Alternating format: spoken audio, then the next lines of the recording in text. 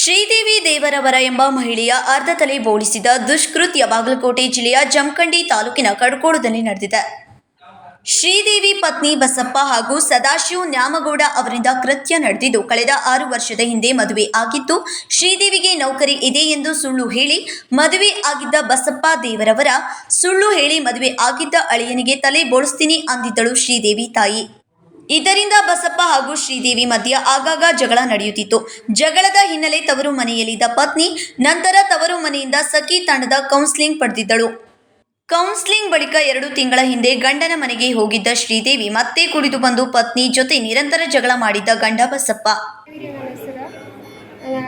ಕಡ್ಕೊಳ್ಳೋ ಜಮಖಂಡಿ ಹತ್ರ ನಾನು ಗಂಡನ ಮನೆಗೆ ನನಗೆ ಹೊಡೆದು ಕಿರುಕುಳ ಮಾಡಿ 4 ವರ್ಷ ಇಲ್ಲೇ ಇದ್ದೀನಿ ರೀ. ನಾನು 2019 ನನ್ನ ಮದುವೆ ಆಗೈತ್ರಿ ಸರ್. 3 ವರ್ಷ ಚಂದಾಗ ಇದ್ದೆ. ಆಮೇಲೆ ಹುಡುಗಿ ಊಟಿಂದ ಹೆಣ್ಣೆ ಕೊಟ್ಟು ಹೆಣ್ಣು ಬಿಟ್ಟು ಗಂಡೆ ಹಾಕುಟ್ಲಿಲ್ಲ, ಆ ಥರ ಕಿರುಕುಳ ಸ್ಟಾರ್ಟ್ ಆತ್ರಿ. ಹಂಗಾಗನ ಎಣ್ಣೆ ಹಾಕಿದ್ರು, ರಾತ್ರಿ ಇಡೀ ಬಡಿದ್ರು ಹೊಡಿದ್ರು ಮಾಡೋಣ. ಅಣ್ಣಾರು ಅವ್ರನ್ನ ಬಡಿದು ಒಳ್ಳೆ ಕರ್ಕೊಂಬಂದ್ರಿ ನನ್ನ ತವ್ರ ಮನೆಗೆ. ಬೇಡ ನನ್ನ ತೆಂಗಿನ ಸಾಯಿ ಹಿಡಿತಾರ ಇವ್ರು ಅಂತಂದು 2 ವರ್ಷ ಇಲ್ಲಿದ್ದೇನೆ ರೀ. ಪೂರ್ತಿ 2-3 ವರ್ಷ ಪೂರ್ತಿ ಅದೀನಿ ರೀ.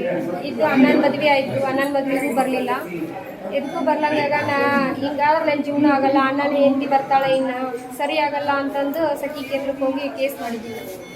ಅವರು ಎಲ್ಲ ಕಡೆ ಅವ್ರ ಕಡೆ ಮಂದಿ ಕರೆಸಿ ನಮ್ಮ ಕಡೆ ಮಂದಿ ಕರೆಸಿ ಒಪ್ಪಂದ ಮಾಡಿ ಮೊನ್ನೆ ರಾತ್ರಿ ಗಲಾಟೆಯಾಗಿತ್ತು. ಗಲಾಟೆಯ ಬಳಿಕ ರಾತ್ರಿ ಅರ್ಧ ತಲೆ ಬೋಳಿಸಿ ದುಷ್ಕೃತ್ಯ ಮೆರೆದಿದ್ದಾನೆ. ಪತ್ನಿ ಶ್ರೀದೇವಿ ಬಾಗಲಕೋಟೆ ಜಿಲ್ಲಾಸ್ಪತ್ರೆಗೆ ದಾಖಲಾಗಿದ್ದು, ಪೊಲೀಸ್ ವಿಚಾರಣೆಯ ನಂತರವೇ ಇನ್ನಷ್ಟು ಸತ್ಯ ಹೊರಬರಬೇಕಾಗಿದೆ.